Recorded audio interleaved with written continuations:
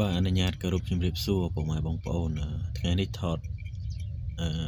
ង្គុយទៅឃើញគោគេដើរមកលេងបាទ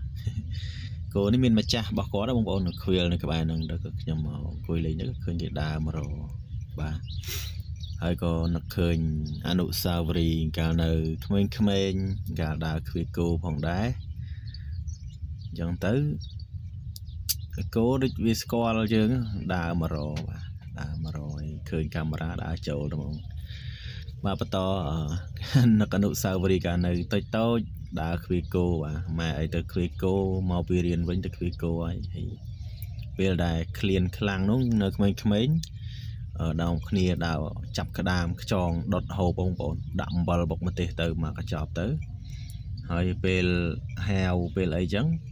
នាំគ្នាដើរខ្វេះរុនកែវខ្វេះអីចឹងទៅយកមកដុតហូបចុចអំបិលហូបឯងកាលហ្នឹងគ្មានចេះខ្វល់ខ្វាយកើតទុកអីដូចយើងពេលយើងចាស់ទៅ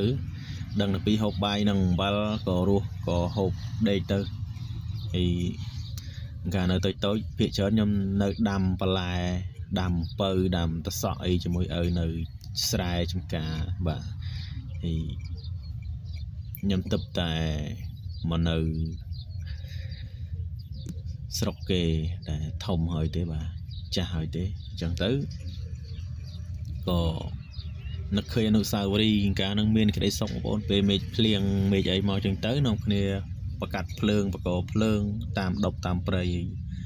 នាំគ្នាអាំងភ្លើងអញ្ចឹងទៅថ្ងៃឡើងទៅដល់ផ្ទះមានបាយកកបាយក្តាំងហូបព្រមមានអារម្មណ៍ថាឆ្ងាញ់មានក្តីសុខហើយបើថ្ងៃណាម្ដាយគាត់ចាក់នំគ្រក់ឬបាញ់ឆាវអីអូឆ្ងាញ់ទៅវាខ្វាយគោវិញនាំគ្នាសប្បាយចិត្តដល់ពេលបានរបស់ហូបឆ្ងាញ់ដល់ពេលឃើញគោឃើញអីចេះទៅក៏នឹកឃើញអនុស្សាវរីយ៍ទាំងអស់ហ្នឹងតែម្ដងបាទហើយក៏សូមអរគុណដែរពុកម៉ែបងប្អូនទាំងនៅក្នុងស្រុកនិងក្រៅស្រុកដែលតែងតែតាមដានទស្សនាវីដេអូរបស់ខ្ញុំបានរហូតមក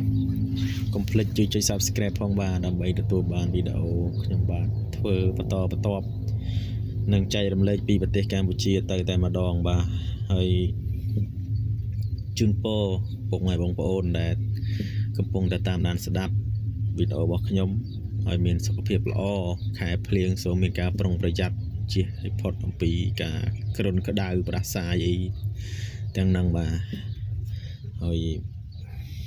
គ្មានអីពិបាកជាងអត់លុយទេបងប្អូនអើយហើយបងប្អូនយើងគាត់មានលុយកាក់ច្រើនសូវអីប្រហែលទេបាទដូចខ្ញុំអីពេលឈឺវាអីត្រូវការមានលុយមានកាក់ទៅពេទ្យទៅមើលជំងឺដែរបាទអរគុណច្រើន